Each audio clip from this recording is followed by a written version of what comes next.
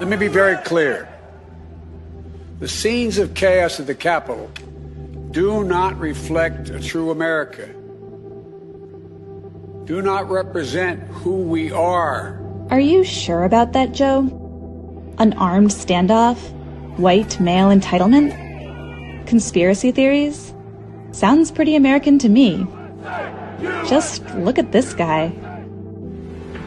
This is not who we are as a nation. This is not who we are as a country. It's not who we are. We're better than this. We may be shocked by pictures of a mob invading the Capitol, but check out the paintings hanging behind them in the rotunda.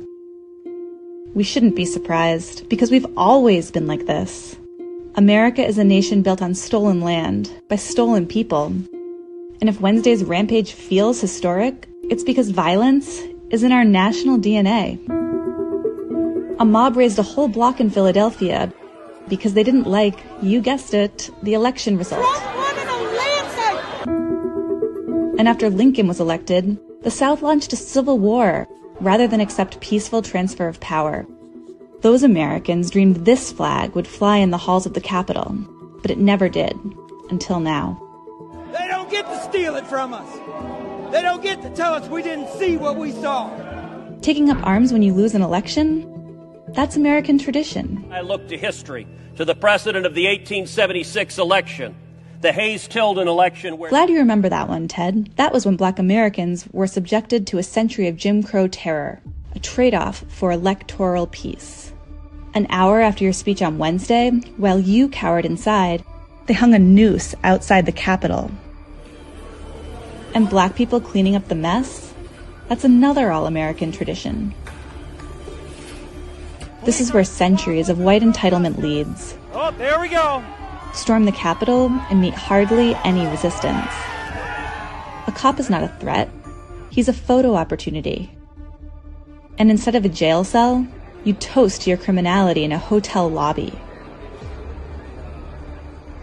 We are watching an attempt at a bloodless coup in the United States. Closest thing that I can think of that this reminds me of is the time I spent in Iraq in 2007 and 2008.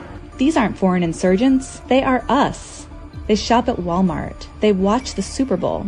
And they're not going anywhere. We were normal, good, law-abiding citizens, and you guys did this to us. We want our country back. And for the purest expression of the American way, just look at the man responsible for Wednesday's violence. A man who leads by Twitter, who knows that if you have enough money, they'll let you do anything. He told us who he was, and we picked him, because this is exactly who we are. And after this, we're going to walk down, and I'll be there with you.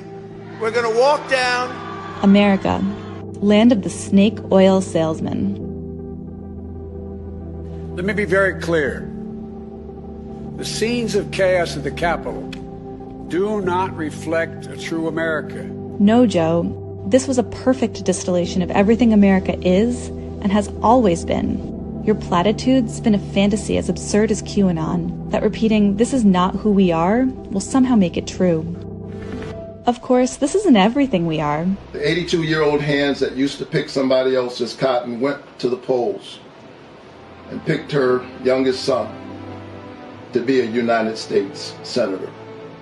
Just hours before the violence began, Georgia elected its first Black senator.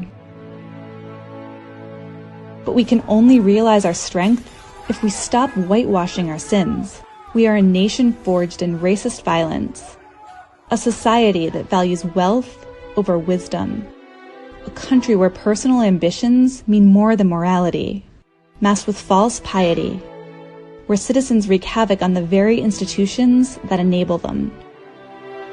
And get the t-shirt too. This is the United States of America.